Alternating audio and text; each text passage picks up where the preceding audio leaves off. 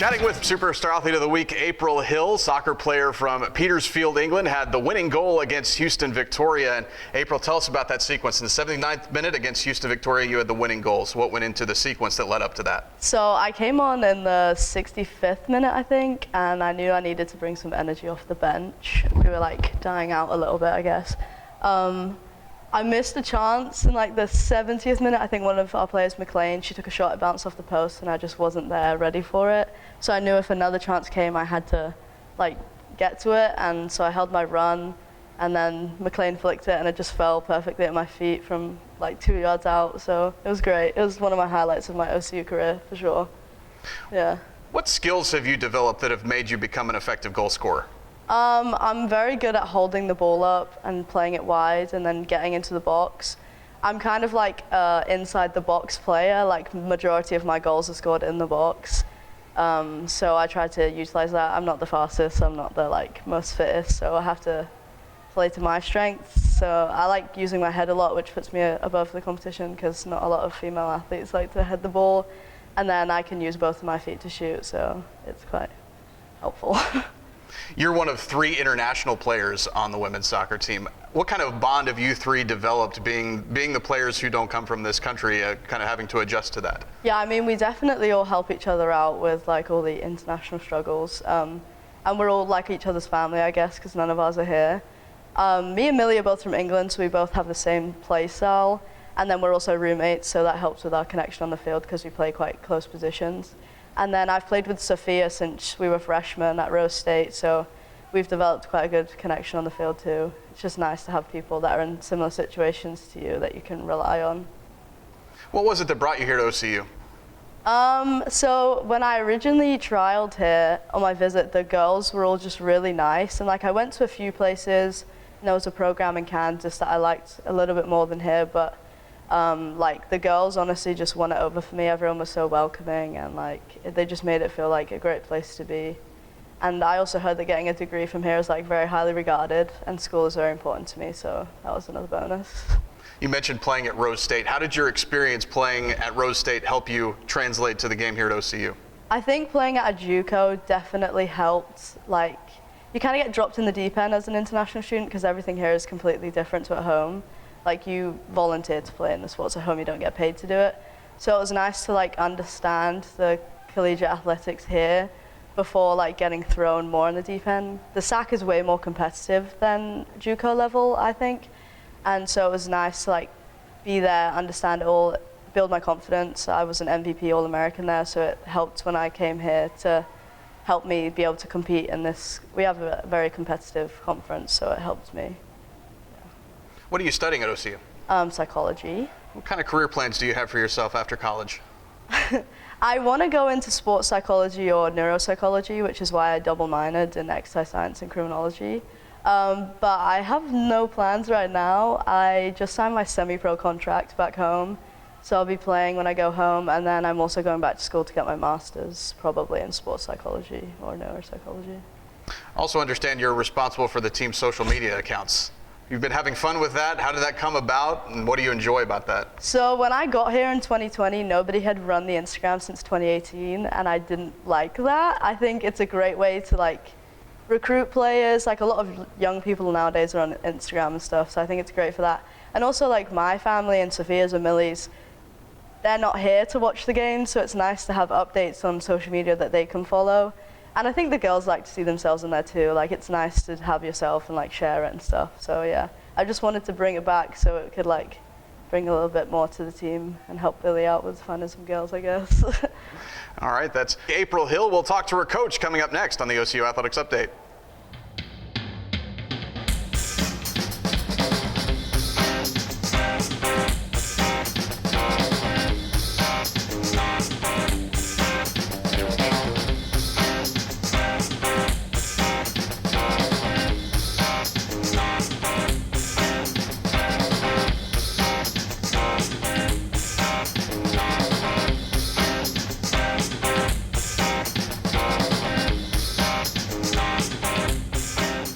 Talking with OCU soccer coach Billy Martin. Stars are off to a good start in both the men's and women's action. And let's start on the men's side, Coach. Most recently, a 2-0 victory over Our Lady of the Lake. First shutout of the year for your men's team. What were the keys to victory in that one?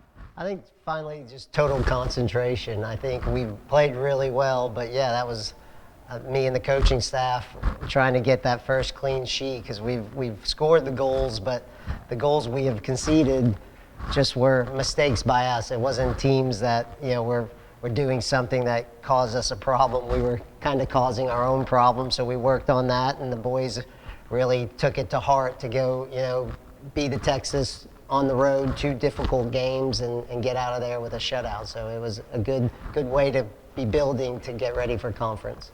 John Woodhead's been your leading goal scorer so far. He's got more goals this season than he had in his previous 2 combined. What's come together for him this season? Well, this year's a little different. He's playing a different position. He's playing the number 9, which is the top striker. So he's puts himself in more of a goal-scoring situation. But in saying that, he worked ever so hard this summer when he knew he was going to be playing the number 9 and really worked on it. And He's always out before practice. He's always working on finishing after practice. So his goal scoring is quite good. He could always do it in training, but as a midfielder for the past 3 years, he wasn't really putting into those type of situations. But now when he's in those type of situations inside the box, he's finishing quite well. Your guys started off with 5 straight victories. What were the keys to that streak starting off the season? Yeah, we were as a coaching staff, we were really nervous because we had a poor preseason, but then I had to tell myself, well, we have 11 new players, so it takes time for them to gel, and I think, the preseason matches that we lost, we all learned from them, and, our motto is try to make new mistakes, and I think that's what happened. We were making some rookie mistakes in the preseason, and then once we got into the regular season, we've really concentrated on not beating ourselves, and I think the team just keeps getting better and better because the boys are getting used to each other, and they're knowing each other's strengths and weaknesses even better, and it's showing on the field.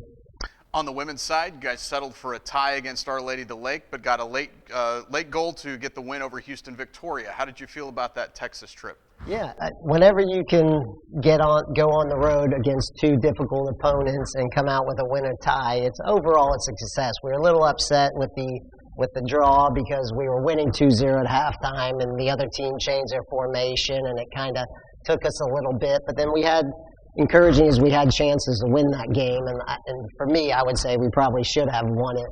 But to go on the road and with 2 difficult opponents, the girls played really well. Tell us about your 3 seniors who are leading your women's team. Yeah, Madison Caputo, April Hill, Sophia. This is what you expect from a 50-year senior. They've come in and they've done their role. Their leadership is in different ways. Maddie Caputo is team captain, and she brings spirit, and she gets the locker room going. April Hill, she leads by her hard work, and then Sophia is a goal scorer, and this is what you hope with a 5th-year senior, and they've played their role. They haven't started every game, but when they've come off the bench, when games that they didn't start, they seem to be scoring even more goals. So it's a good problem for the coaching staff to have because we don't know what starting 11 we should start. It's a difficult job because everyone's coming in, but those 3 girls, that's what you hope for, seniors, and like I said, 50-year seniors, and so far they're proving it. Tell us about some of the newcomers on both your men's and women's teams. Okay, on the ladies right now, Piper Nichols, our center back, she's playing really well. I could see her being one of the top defenders in the conference, even at her age, being a freshman. Really, all our 11 newcomers have contributed. They've all played in games, and Abby Nichols has scored a couple of goals. Saisley Charlton has scored 4 goals. So whether these girls start or coming off the bench, it's very difficult for us. And those 3 have really shown that, hey, they can start and they can compete. How about on your men's side, newcomers there? Jordan DeCosta is the main one right now. Obviously, he's a transfer from North Texas Community College, but he really makes the team go. The one game we lost against, I believe it was Bethany, he was out with a calf strain, and you kind of see the ball didn't get moved around as good. But same thing on the men's side. Sage Trevino from Dallas has come in and scored some important goals. Nate Ferguson, even though he's playing behind Harvey Paul, he's getting minutes that will hopefully he can come replace Harvey next year. Felipe has come in the midfield and really contributed. So pretty impressed with, same thing, with all 11 new guys too, and they all seem to be contributing and coming off the bench and helping. You're an OCU alum. What do you remember about being recruited and choosing OCU as a player? Yeah, it's kind of the same way I recruit people here. I needed a smaller school first, academic-wise. I'll be the first to admit my team is a lot smarter than me. So I needed a private education, small classroom, and then, of course, Brian Harvey. I played with a lot of guys, against a lot of guys that he recruited that year, and it was a class of, there was 9 or 10 of us, and 8 of us were from Dallas, and just what Brian Harvey, even though it was only 2 or 3 years in, but you knew his background of being a professional player and a coach. And just when I got here, it really did, I know it's a bit corny, but it did feel like home. It was the best place that I visited, and people seemed to care. And like I said, it was a great choice for me, and that's why I've stayed here for over 20 years. You were a longtime assistant here under Brian Harvey and then went and took the head coaching job at Rose State. What did you learn from being a head coach at Rose State that's helped you as you've come back here to OCU? Yeah, it's totally different. The pressure of being a head coach and assistant coach. You can talk about as much as you like. Yeah, assistant coach, you want to win just as much, you work just as hard, but really you're making the final decisions about when you lose. Gosh, there's so much more stress when you lose. There's, maybe not as much when you win.